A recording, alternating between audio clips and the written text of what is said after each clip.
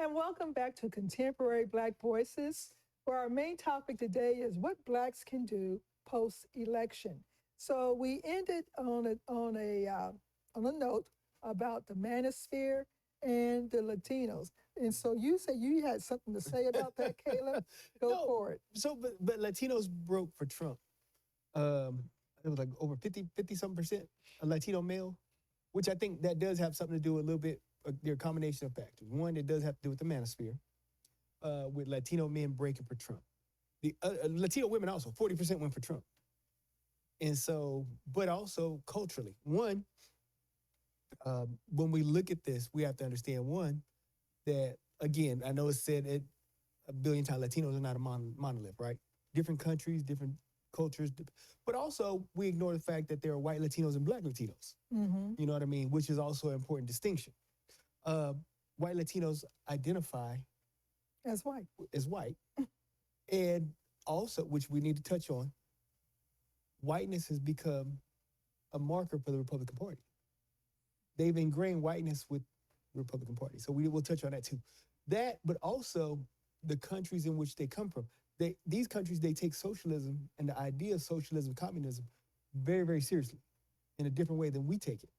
And so the Republicans were successfully able to tie that around the Democrats' necks, communism and socialism, which had an effect on the way those recent immigrants voted.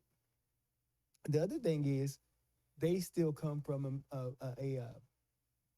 an environment where there is classism and colorism. So the idea of them voting for a black woman over a white man was something that they were not going to be able to do as well, because they come from an environment where blacks are deemed inferior. The darker skin, the more inferior. So they already had a preconceived notion of her and her abilities and her qualifications, as opposed to Trump and his image of being a successful billionaire businessman, blah, blah. So that was the other reason, you know what I mean? One, that colonial legacy of colorism, classism. Two, the manosphere issue. And again, like I said, the idea of socialism and communism. What So about again, interracial marriages? Do I- and so I got let me touch on Latinos. you want real quick. okay, you want to finish with the yeah, Latino? but yeah. So that also, but and then there's even for the Latinos that are here, you know what I'm saying? There's an issue. And so again, I think that we as black people, we need to forget about this idea of intersectionality, because they don't go with us. They No never roll question. with us or voted with us. No question. We saw that in some of the midterms. We saw that the Latinos on the border, a lot of them who are still here, they still they're breaking Republican, and they're identifying with the Republican Party as opposed to being. So what's going to happen when they? So Here's what I was getting ready to say, a curse word. no, you know what, Chris? If you think about what I'm thinking about, the deportation, Yeah. I'm gonna grab my popcorn because you get what you vote for, Right. You know what I mean, Right. And I don't want to hear nothing about it, Right. Because they're gonna come and they're gonna round up folks, and anybody who's Latino is gonna be questioned. And that They're I gonna be don't asked to understand at all. pay. Yeah, and they still voted for that. My cousin up north was saying that he was thinking about moving to Canada. He says, but he said he went up to wherever the office is, and a bunch of immigrants are already trying to go into Canada. You know. To get in the Canada. Well, let me ask you a question to this. For especially black people, is there a pathway to freedom in America? We don't have the numbers. You know, So there is no pathway to freedom in America. the only way there is, okay, we need a Harriet Tubman. Okay, now so go with me on this one. But but not all of us are going to follow Harriet Tubman to freedom. There's always going to be a division in our community to where the only way that we can find a collective freedom is we just come together and start working out an agenda, which we'll talk about more in the next segment. But we need a Harriet or Harry Tubman or Harmon Tubman to help, guide us through this path of freedom. So who knows how to build a underground railroad?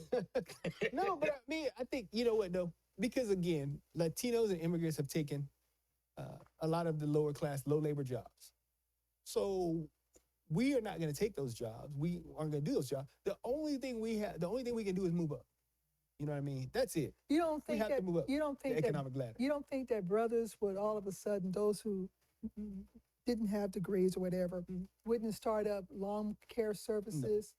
You don't think that brothers would get a bunch of brothers together to do roof repair?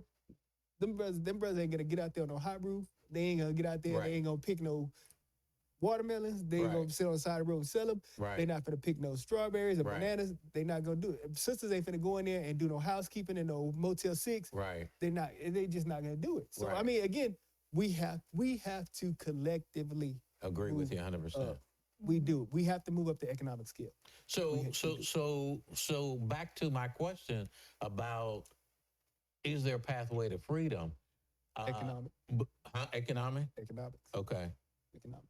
Okay. We have to be like the Jewish community, and which is not it's not out of the realm of impossibility, because we control everything culturally. America's biggest export is cultural, Right. and it's Black culture. Khmer, yeah. And so if we control that, Well, our we can move dollar, up economics. and if you think about our dollar is powerful.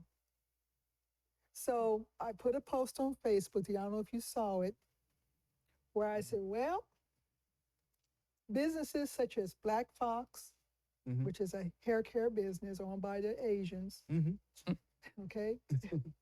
And I said, when them tariffs kick in, they may go out of business. So I told the sisters, y'all go buy up. Because once those tariffs kick in, Mhm. I don't know whether a sister wants to pay $20 more Mhm. for For a weaves bundle. for a bundle. Here's what I'm saying. First of all, Black folks have been creative forever. Yeah. So when you talk about hair care and you say, we know that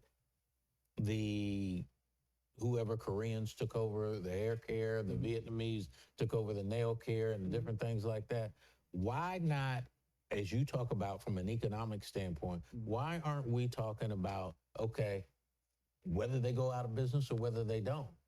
But I'm only going to get my hair done through you. And if it doesn't, this is the time to this is the time to do harness that. it. Yeah, and even if it means that I can't get the latest weave or horsehair out of wherever they get it from and in the packages or whatever, we are creative enough to figure out something for. Now you know them sisters gonna be following them horses. Here, horses.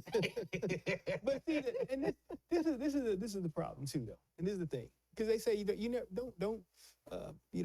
don't buy where you're not welcome. Right. And so even when you look at hair care products, they have Black women locked out of that market. They're not going to sell to you.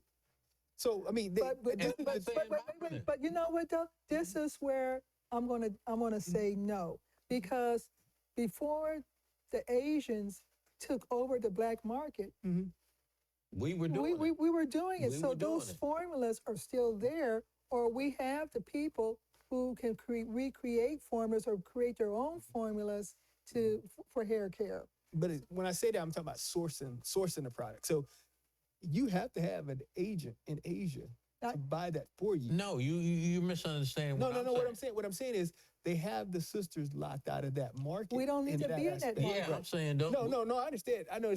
Leave the horse here. Basically, what you said. Right. Right. Leave that alone. But what I'm saying is that's going to be a monumental change to get the sisters to all of a sudden abandon that. That may be incremental. You know what I mean? If we commit to that, and hey, this is what we're doing. Whatever. We're already seeing Black women, and I purchased from one. It was a pretty penny, but I purchased purposely. She has created the hair here in the United States. Oh, okay. Like, is it synthetic? It's synthetic, okay. right? It's human too.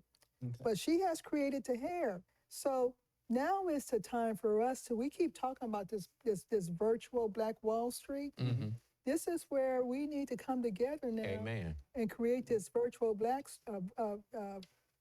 Wall Street so that we can keep things going in the community. Let me read this as we go out.